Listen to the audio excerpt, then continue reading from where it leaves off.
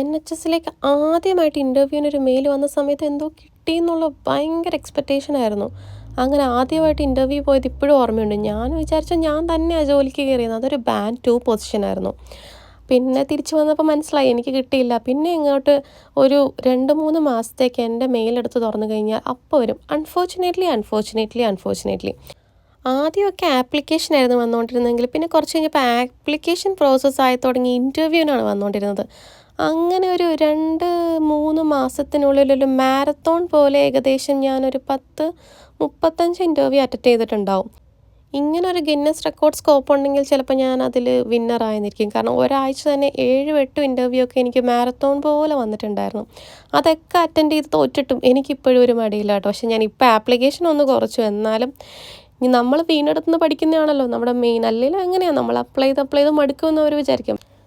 സത്യം പറയാമല്ലോ, ഞാനിപ്പോഴും മടുത്തിട്ടില്ല. എനിക്കതൊരു എൻ്റർടൈൻമെൻ്റ് ആയി തുടങ്ങി കേട്ടോ. പക്ഷെ എന്താ പ്രശ്നം എന്ന് വെച്ച് കഴിഞ്ഞാൽ എൻ്റെ ജോലിക്കതൊരു ഭീഷണിയാവുമെന്ന് ഞാൻ വിചാരിച്ചു. പിന്നെ എങ്ങനെയൊക്കെയോ തട്ടിമുട്ടി പോകുന്നു. അപ്പം ഞാൻ ഇന്ന് വന്നിരിക്കുന്നത് ബാൻഡ് 4 ഇൻ്റർവ്യൂ ആണ്. ഇതെൻ്റെ 2ാമത്തെ ബാൻഡ് 4 ഇൻ്റർവ്യൂവിനോട്ടോ വിളിച്ചിട്ടുണ്ടായിരുന്നു. പക്ഷേ ഇതും കിട്ടാൻ ചാൻസ് ഒന്നുമില്ല. കാരണം ഓൾറെഡി അവർ പറഞ്ഞിട്ടുണ്ട് ഇത് ജസ്റ്റ് ഒന്ന് അഡ്വർടൈസ് ചെയ്തുകൊണ്ട് മാത്രം നടത്തുന്നതായി. മിക്കവാറും ഈ പൊസിഷൻ ഉടനെ തന്നെ വിഡ്രോ ചെയ്യുന്നു.